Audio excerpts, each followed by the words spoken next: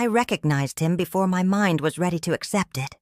Not by his face, but by the way he walked, slow, bent, as if life itself had pressed its weight onto his spine.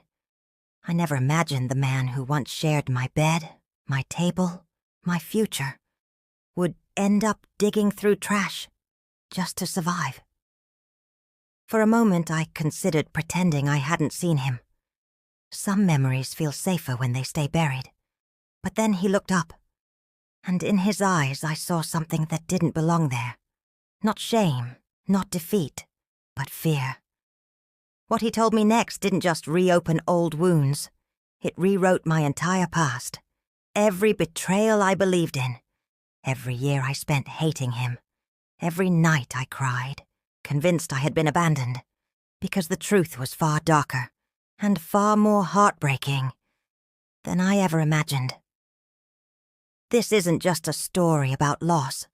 It's about sacrifice, silence, and a love so extreme it destroyed a life to save another.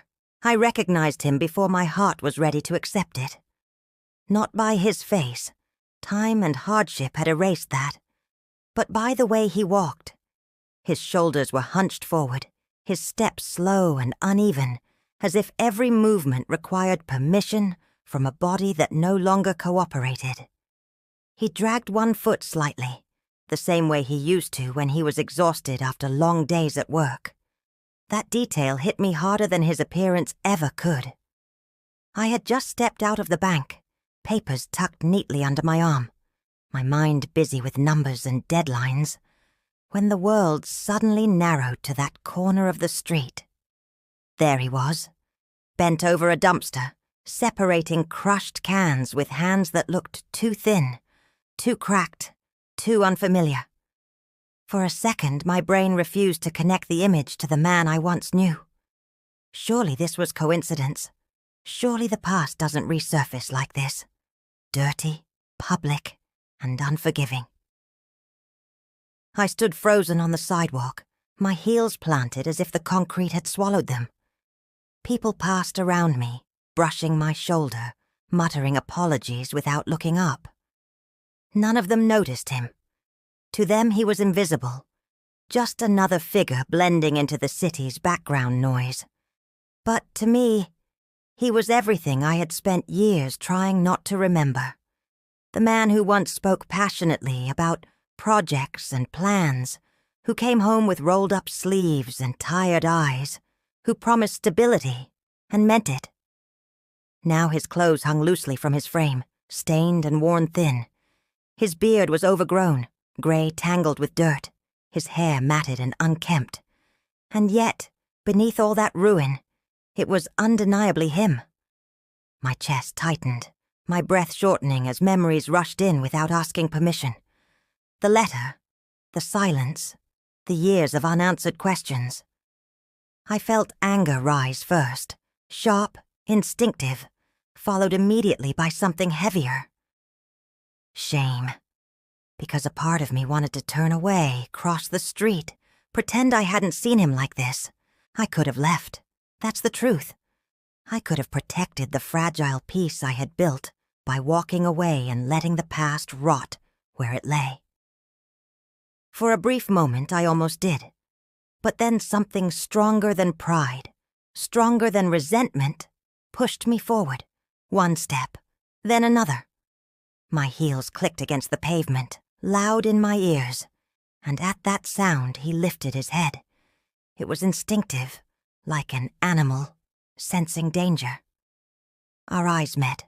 Time stretched thin between us. I saw recognition flicker across his face, followed by shock, raw, unmistakable. His hands began to tremble. He straightened slightly, then recoiled, as if I were a ghost conjured to collect a debt he could never repay. "Is that you?" I asked, though the voice that came out didn't sound like mine. It was thin, fragile, almost borrowed. He dropped his gaze immediately. "You shouldn't see me like this," he muttered. "Forget it. Go, please."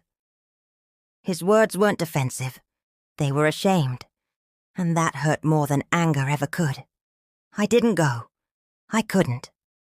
I stood there, close enough now to see the deep lines carved into his face, the hollow beneath his eyes, the way hunger had rewritten him. I asked the question that had burned inside me for years, the one I never imagined I would ask like this, on a street corner beside a dumpster. Why are you living like this? My voice shook, and I didn't bother hiding it. After everything, I deserved to know. He looked around nervously, as if the street itself were listening. You should never have seen me again, he whispered. I did everything so you wouldn't have to carry this. I stepped closer.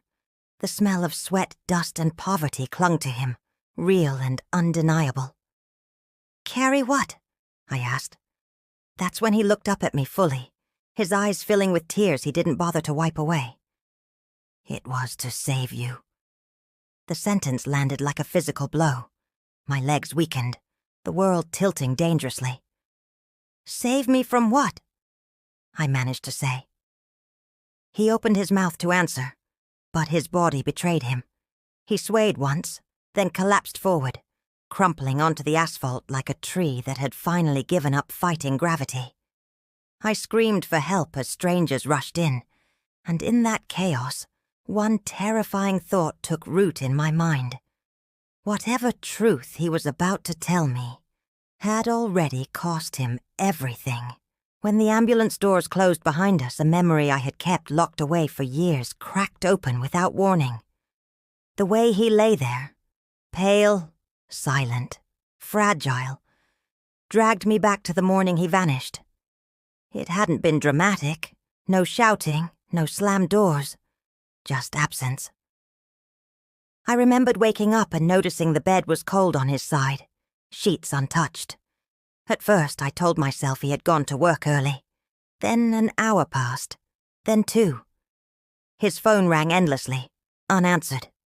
By evening, unease had settled into my chest like a stone. That night, I slept sitting upright on the couch, staring at the door as if my focus alone could summon him back. He never came. 2 days went by without a word. I called hospitals, police stations, his office. Nobody had seen him. Nobody knew anything. On the 3rd day, a lawyer I had never met stood at my door holding a sealed envelope. Inside was a single page, written in his handwriting, each word precise and devastatingly cold. Forgive me. It's for the best. Don't look for me. That was it. No explanation. No goodbye. That letter didn't just end a marriage. It erased the ground beneath my feet. What followed wasn't grief, the way movies portray it. There were no dramatic breakdowns, no clear moment when the pain peaked and faded. Instead, it was a slow, humiliating collapse. Questions arrived first, relentless and unanswered. Then came the paperwork. Accounts I didn't know existed, debts I had never signed for, properties seized, letters stamped with words like foreclosure and default began to pile up on the kitchen table like silent accusations. Within months, the life we had built was dismantled piece by piece. Friends stopped calling. Some avoided my eyes. Others offered advice wrapped in suspicion. Men don't just leave without a reason, they said. You must have done something. I absorbed their words because I had no defense. I didn't understand it myself. One day I was a married woman with a modest but stable life. 6 months later I was alone in a rented room, counting coins, wondering how everything had disappeared so completely. Rage became my fuel. Rage at his silence, rage at his cowardice, rage at the way he had escaped while I was left standing in the wreckage. Years passed, but the anger never fully left. It evolved. Some days it hardened into contempt. Other days it softened into a dull, persistent sadness that followed me everywhere. I told myself stories because I needed them to survive. I told myself he had chosen freedom, that he had betrayed me, that his disappearance was selfish, deliberate and cruel. Those explanations didn't heal me, but they gave shape to the pain. Without them, I would have been forced to accept something far worse, that my suffering had no meaning at all. I worked whatever jobs I could find. I cleaned houses. I stretched food across days. I learned how invisible a woman can become once her stability is stripped away. And through all of it, his absence loomed like a shadow. I hated him not because it was easy, but because it was necessary. Hatred kept me standing when forgiveness would have crushed me. It was the only way I knew how to live with what he had done. Sitting beside his hospital bed now, decades later, I understood how fragile that hatred really was. Watching him breathe with difficulty, hearing the machines monitor a body already worn thin by years of neglect, the past began to rearrange itself in my mind. What if the letter wasn't cruelty, but a shield? What if the silence wasn't abandonment, but protection? The idea terrified me more than the truth I thought I knew.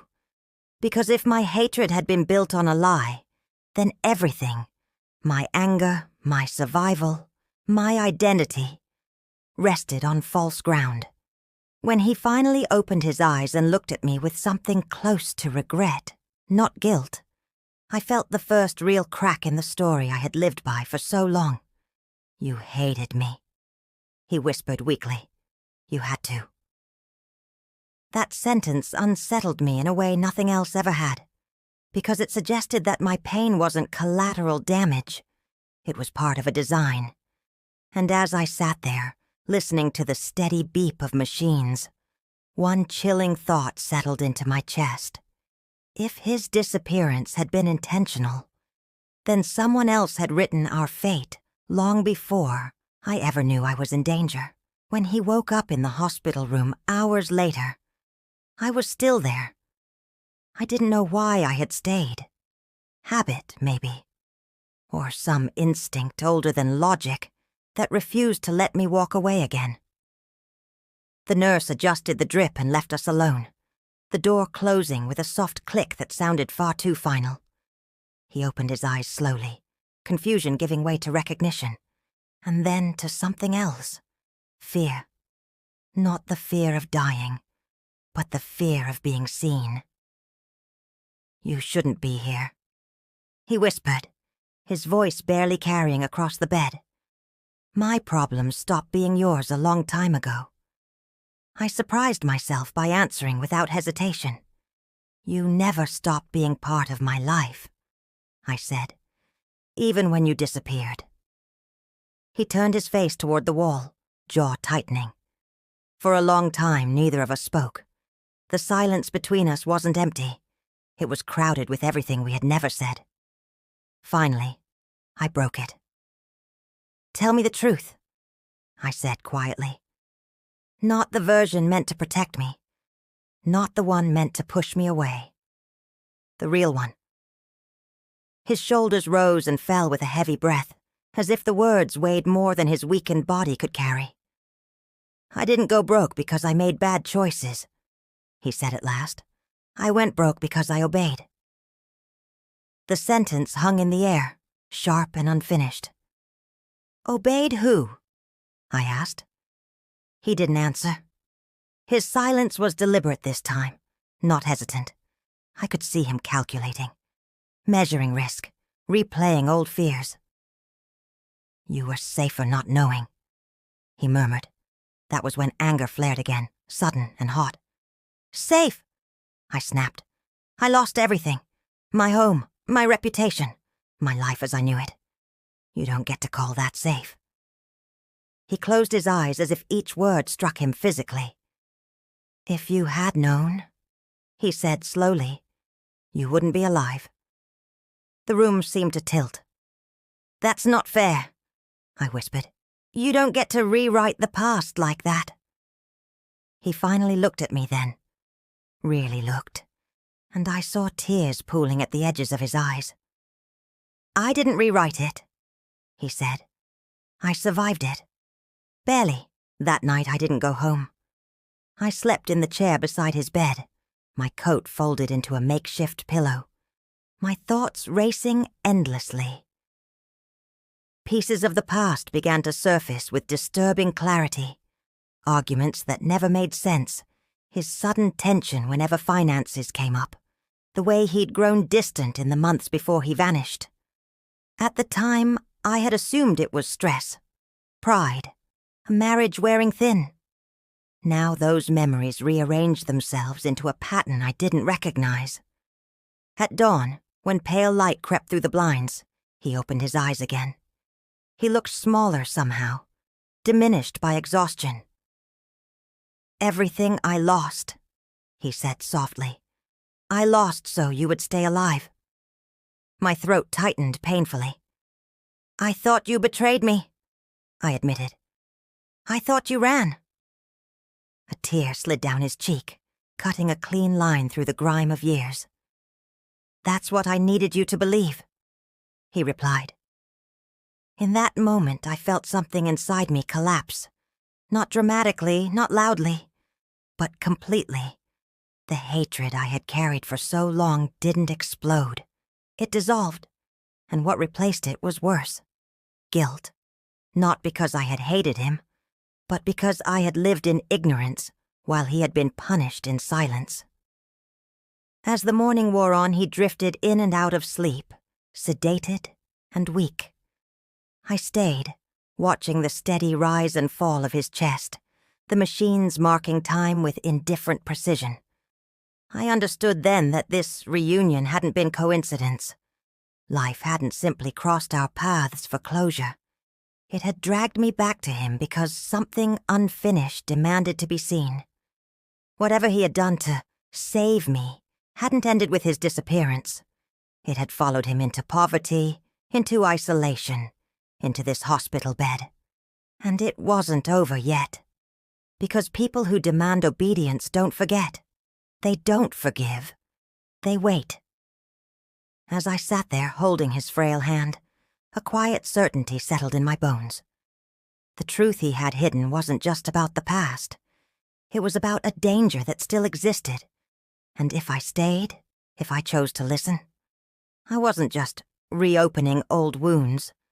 I was stepping into a story far larger and far more dangerous than a broken marriage, one that had already destroyed a man and wasn't finished collecting its price.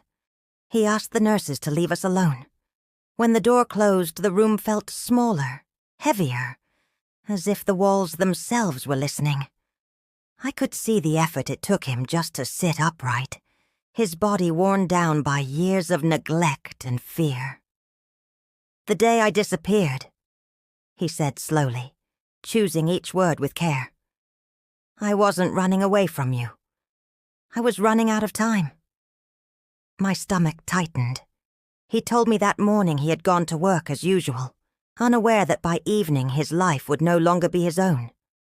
A project he had been supervising, a large publicly funded construction contract, had already been compromised long before he signed off on it. Fake companies, inflated invoices, money siphoned through channels designed to be invisible. When he discovered it, he did what he believed was right. He questioned it. He asked for explanations. That was his mistake. "People like that don't correct errors," he said bitterly. "They eliminate problems." That was when the threats began. Quiet at first, wrapped in polite warnings. Then came the evidence. Fabricated documents bearing his signature. Witnesses prepared to swear he was the architect of the fraud. And finally, the photograph. A picture of me walking out of our apartment building, time-stamped, annotated, tracked. That was when the message became clear. Cooperate or she disappears. I felt ice crawl up my spine as he spoke. He told me they gave him a choice that wasn't really a choice at all. Confess to crimes he hadn't committed. Surrender everything that tied him to a normal life. Let the story paint him as greedy, incompetent, corrupt. In exchange, I would be left alone, alive, unaware, untouched. They didn't want my silence, he said. They wanted my fall. His voice cracked when he explained that he had signed agreements stripping our accounts, allowing properties to be seized, debts to surface. It had to look authentic. Total ruin. So no one would question the narrative. You had to hate me, he repeated. If you had defended me, if you had searched too hard, they would have known the blackmail failed. I covered my mouth, tears spilling despite my efforts to stay composed. My suffering hadn't been collateral damage. It had been proof of his obedience. The more I lost, the safer I appeared to them. As he spoke, fragments of my past clicked into place with terrifying precision. The days I felt watched, the unexplained anxiety that had haunted me without reason, the way doors closed in my face when I tried to rebuild. It hadn't been bad luck. It had been containment. They needed me broken enough to be harmless, but alive enough to keep him compliant. Why didn't you ever come back? I asked, my voice barely audible. He looked at me with something close to despair.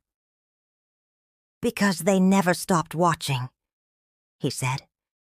Every time I thought about reaching out, someone reminded me you were still breathing, because I was behaving. His misery wasn't an accident. It was a condition, a punishment extended indefinitely, designed to ensure he never forgot the cost of disobedience. I realized then that his life on the streets wasn't just the aftermath of sacrifice. It was its continuation. The room fell silent again, but this time the quiet felt different, dangerous, final. I sat there trying to process the enormity of what he had carried alone. Years of hunger, isolation, humiliation. All of it endured so I could wake up each morning without knowing I had once been marked. Something inside me hardened. Not into anger, but into resolve. You shouldn't have done this alone, I said. He shook his head weakly. Alone was the only way it worked. I reached for his hand, gripping it firmly. Not anymore, I replied. And in that moment I crossed an invisible line, because understanding the price of his silence meant accepting something else too. If I stayed, if I listened, if I chose not to walk away again, then his enemies would eventually notice me. The story had kept me safe as long as I was ignorant, but ignorance had expired, and whatever came next would demand a payment from both of us. That night, sleep refused to come.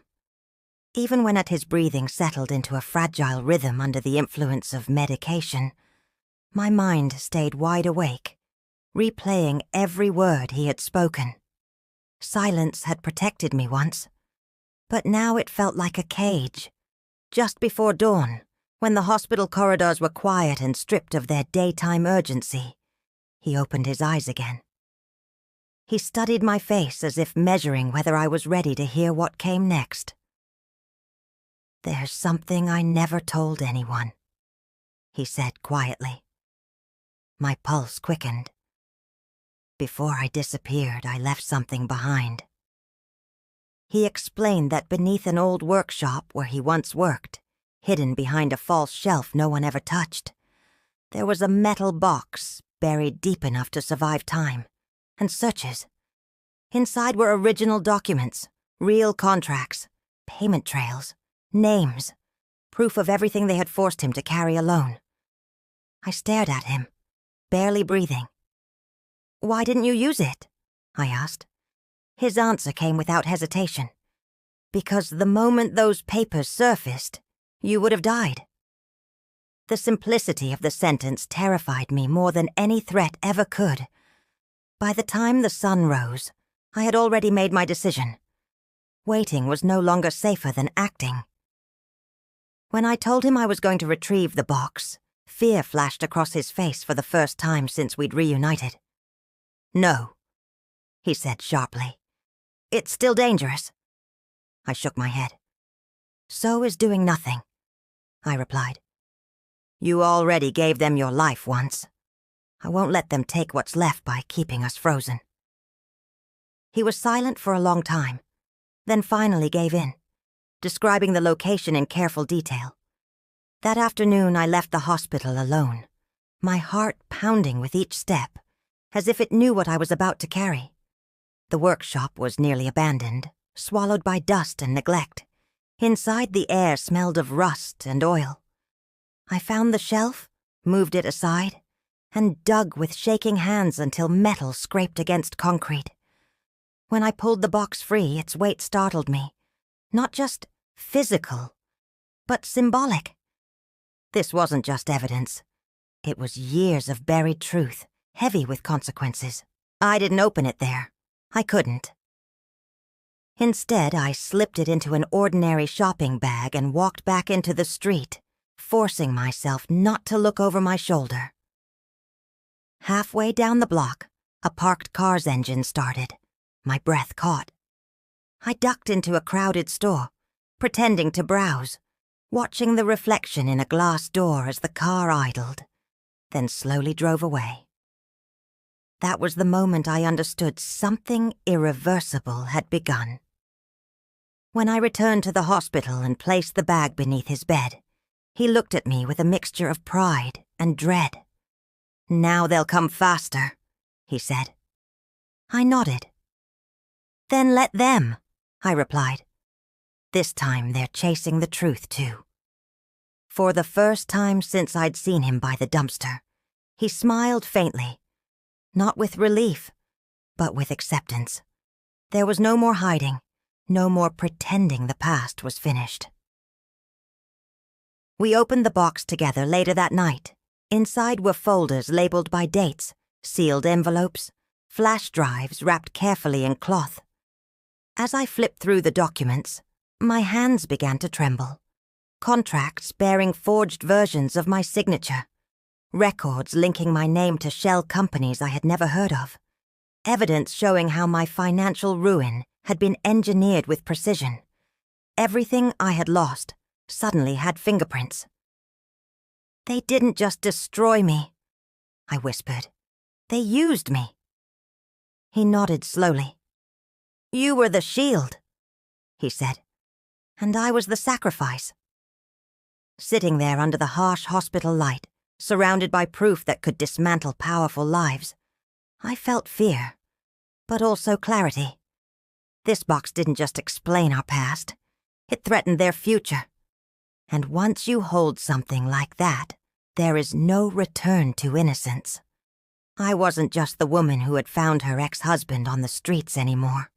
I was the custodian of a truth powerful enough to make enemies I hadn't yet met, and brave enough, I hoped, to face them.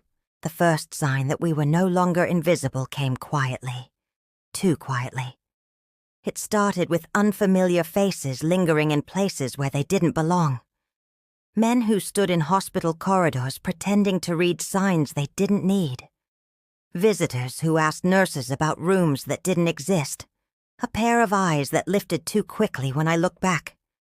At first, I tried to tell myself I was imagining it, that fear was sharpening my senses beyond reason. But fear has a smell, and this was different. This was attention, the kind that doesn't rush because it doesn't need to. When I mentioned it to him, his grip tightened around my hand. "They've noticed," he whispered. "They always do. Sooner or later." From that moment on, the hospital no longer felt like a place of healing. It felt like a waiting room for something inevitable. Every footstep echoed longer than it should have. Every closed door sounded like a decision being made without us. The pressure didn't come as threats at first. It came as reminders. A doctor pulled me aside one afternoon, lowering his voice. "Be careful with visitors," he said. "Several people have been asking about him. They don't look like family." That same evening, my phone rang from a number I didn't recognize. When I answered, there was only silence, steady breathing on the other end, before the call disconnected. No message, no warning, just presence. I felt my pulse hammer in my ears as I realized they didn't need to say anything. They wanted me to know they could reach me whenever they wished. When I told him, he closed his eyes, exhaustion washing over his face. "This is what happens when you disturb the past," he said softly. "It wakes up." I looked at him then and understood that fear had shaped his entire existence for years. He wasn't afraid for himself. He was afraid for me. Again, that night, I barely slept. Every sound outside my apartment felt amplified, loaded with intent. When I returned to the hospital the next morning, I found him sitting up with difficulty, his expression serious.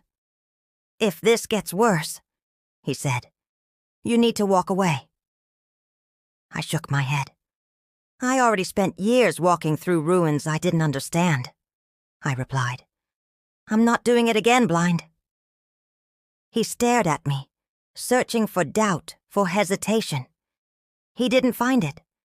Instead, something like grief passed through his eyes. "You don't know who you're fighting," he murmured. "Neither did I said, "and they still took everything." For the first time, I saw real fear break through his composure. Not fear of death, but fear of consequence. Because he knew that once power realizes you're no longer afraid, it escalates. Quiet intimidation turns into action. By the end of the week, the message arrived in physical form. I found my apartment door slightly ajar when I came home one evening. Nothing was stolen, nothing was broken. But every drawer had been opened, every photo moved just enough to show they had been touched. On the kitchen table, my old wedding album lay open to a single page. The one with our smiling faces, frozen in a time before silence. I didn't scream. I didn't cry. I sat down slowly and closed the album with deliberate care. This wasn't a robbery. It was a sentence. "We know who you are. We know what you care about." When I told him, his face went pale. "They're reminding us of the rules," he said. "Then they should know," I replied quietly, "that I've already lived through their worst." In that moment, something inside me shifted for good. Fear didn't disappear, but it changed shape. It stopped controlling my steps. Because once power notices you, there are only two choices left: retreat into silence, or step forward and force the truth into the light. The moment I stopped asking why this happened to me and started asking who benefited, everything changed. Pain, I realized, is useless when it stays inward, but turned outward, focused, sharpened, it becomes leverage. I began making calls I had avoided for years. Banks that once dismissed me. Offices that treated me like a footnote in someone else's scandal. Former colleagues who had stopped returning my messages after his disappearance. This time, I didn't beg. I didn't explain. I simply listened, learned who still had influence, who owed favors, who spoke carefully when certain names were mentioned. When doors remained closed, I didn't knock harder. I found different entrances. Each conversation confirmed the same thing. People knew something was wrong back then. They just didn't want to be the one to say it out loud. Fear hadn't erased the truth. It had only pushed it underground, waiting for someone desperate enough to dig it up. He watched me change from the hospital bed, concern etched into his face. "This isn't the woman I left behind," he said one afternoon, his voice weak but sincere. "She died when you disappeared," I replied. "This one survived." I showed him how the documents fit together, how dates overlapped, how money flowed in patterns that were impossible to ignore once you knew where to look. His eyes filled with something close to awe. Not because the truth was new to him, but because for the first time someone else was carrying it. "If you do this," he warned, "there will be consequences." I nodded. There already were, I said. They just happened in silence. That was when he finally understood I wasn't acting out of revenge. Revenge is loud, reckless, emotional. This was something else. This was correction. I wasn't trying to destroy anyone. I was trying to make the story accurate again. The first real ally came from an unexpected place. An old journalist who had once investigated public contracts before being quietly sidelined. He didn't trust easily, and I didn't ask him to. I showed him just enough to make the color drain from his face. "This isn't just corruption," he said slowly. "This is architecture. It's designed." He was right. This wasn't greed gone wrong. It was a system that required scapegoats to function, and my ex-husband had been a perfect one. The journalist agreed to help under one condition: redundancy. Copies of the evidence would exist in more than one place. If one of us disappeared, the truth would not. That was the first time I felt a strange sense of calm. Fear loses power when it's no longer singular. When risk is shared, it becomes survivable. As the plan took shape, his health began to falter. Years of malnutrition and stress don't wait politely while justice is assembled. I sat beside him one evening, as machines hummed softly, and he took my hand with surprising strength. "If I don't live to see this finished," he said, "promise me you won't stop." I swallowed hard. "I promise," I replied without hesitation. In that moment, I understood the full transformation that had taken place. I wasn't fighting to fix the past. I was fighting to make his sacrifice matter. Turning pain into a weapon doesn't mean becoming cruel. It means refusing to let suffering remain meaningless. And as I walked out of the hospital that night, documents secured, allies quietly aligned, I knew one thing with absolute certainty. The people who had destroyed our lives believed the danger had passed years ago. They were wrong. The most dangerous phase was just beginning, when the victims stop surviving and start telling the truth. The first arrest happened quietly, early in the morning, when most people were still asleep and the city hadn't yet decided what kind of day it would be. I was sitting beside his hospital bed when the news alert flashed on my phone. A respected executive, someone whose name had appeared more than once in the documents, was being detained for questioning related to large-scale financial irregularities. I felt no triumph, no satisfaction, only vertigo. Because once the first stone falls, everything built on it begins to shift. He looked at my face and knew immediately. "It started," he whispered. I nodded, unable to speak. Within hours, more names surfaced. Offices were raided, servers seized. Men who once walked confidently past cameras now shielded their faces with trembling hands. The narrative they had controlled for decades was slipping out of their grasp, replaced by something unpredictable. Public scrutiny. But power never collapses gracefully. As the headlines multiplied, so did the counterattacks. Anonymous calls flooded in, some threatening, others strangely polite, as if intimidation worked better when delivered calmly. People I didn't recognize waited outside the hospital for reasons they didn't explain.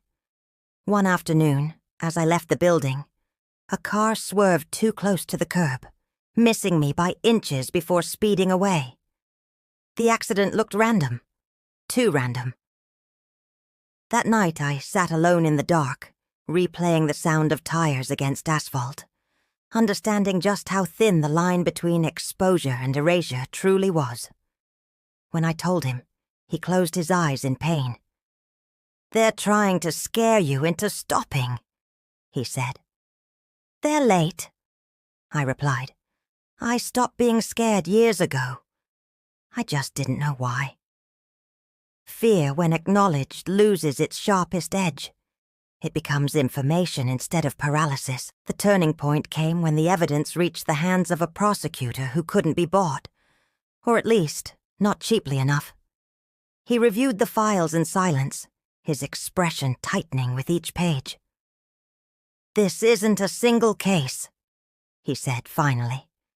"This is a network, and it's older than both of us. The raids expanded. Political allies distanced themselves overnight. Some of the accused tried to negotiate immunity by offering names higher up the chain. Others fled, only to be stopped at airports with packed bags and forged documents. Watching it unfold felt unreal, like witnessing a dam break after years of hairline cracks. I returned to the hospital each evening with updates, and for the first time since I'd found him by the dumpster, I saw something like peace in his eyes. Not happiness. Closure. "They can't pretend anymore," he murmured. "The story is bigger than me now." Then came the price. His condition worsened abruptly, his body finally collapsing under the strain of years spent surviving instead of living. Machines surrounded his bed, alarms punctuating the air with urgency. The doctor's words were careful, professional, devastating. The next 48 hours are critical. I spent that night outside intensive care, watching doors open and close, counting breaths that weren't mine.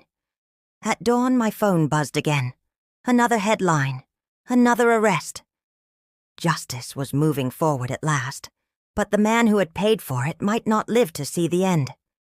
I pressed my forehead against the cold wall and understood the cruel symmetry of it all. The truth was finally visible. The untouchables were falling. And the cost of that revelation was standing right in front of me, fragile and fading, a reminder that some victories arrived too late to feel complete. The call came just before dawn, when the hospital corridor was at its quietest and the world outside still felt undecided. The prosecutor wanted to see me immediately. His voice carried none of the urgency from earlier days, only certainty. In his office, surrounded by stacks of files that now told a very different story than they had years ago, he looked at me and said the words I had stopped believing were possible. "Your ex-husband is officially exonerated." For a moment, I couldn't breathe. He explained that newly seized servers, encrypted messages, and internal memos revealed exactly what had happened, that my husband had been designated as a scapegoat, deliberately ruined to shield those higher up. His signature had been forged, his decisions manipulated, his confession coerced. Every accusation against him collapsed under the weight of evidence. I signed the final statements with hands that trembled, not from fear, but from the magnitude of what was being undone. After all these years, the truth was no longer whispered. It was written, stamped, and recognized by the law. I returned to the hospital with a heart that felt too full for my chest. He was awake, barely, his breathing shallow but steady. I sat beside him and took his hand, holding it the way I used to when he was sick long ago. "They cleared your name," I said softly. His eyes opened slowly, confusion giving way to understanding. "Say that again," he whispered. I repeated it, and this time he smiled, not wide, not triumphant, but peaceful. "Then it was worth it," he said. "All of it." Tears blurred my vision. "You shouldn't have had to pay that price," I replied. "Someone had to," he said simply. That was who he was. Not a hero chasing recognition. Just a man who made a choice and lived with the consequences in silence. Watching him rest, I realized justice doesn't always look like celebration. Sometimes it looks like a quiet room, a cleared name, and a man finally allowed to stop carrying a lie. The official announcement came later that day. Press crowded the courthouse. His name, once associated with disgrace, was spoken again. this time as a victim of extortion and abuse of power. I didn't attend the conference. I stayed with him. Recognition could wait. What mattered was that history had been corrected while he was still alive to hear it. The prosecutor visited personally, standing at the foot of the bed with an expression of solemn respect. "Your case dismantled one of the largest corruption networks we've ever seen," he said. "Your sacrifice made that possible." My husband nodded weakly, too tired to respond. When the prosecutor left, the room felt strangely calm, as if something heavy had finally been set down. The fight that had defined his last years was over. The truth no longer needed him to suffer for it. That calm didn't last long. Justice had arrived, but his body was already giving up. That evening, alarms sounded, nurses rushed in, and doctors spoke in hushed tones that needed no translation. I stood just outside the room, hands pressed to my chest, listening to the controlled chaos. When they finally let me in, he was surrounded by machines, his face pale but peaceful. I leaned close so he could hear me. "They know," I whispered. "Everyone knows now." He opened his eyes one last time and looked at me with the same expression I remembered from years ago. Gentle, certain, unburdened. "Then don't remember me as the man who disappeared," he said faintly. "Remember me as the one who loved you enough to stay hidden." His hand slackened in mine. The truth had cleared his name, but it had arrived at the cruelest possible moment, just in time for him to leave this world free, and for me to finally understand the cost of loving someone who chose silence so I could live. The days after his death passed in a strange, muted haze. The world didn't stop because one man had finally been freed of a lie. It kept moving, indifferent and loud. News cycles shifted. New scandals replaced old ones. His name appeared briefly in headlines, then slowly faded, like chalk washed from a board. I buried him without cameras, without speeches, without applause. Just a handful of people, a simple grave, and a silence that felt heavier than grief itself.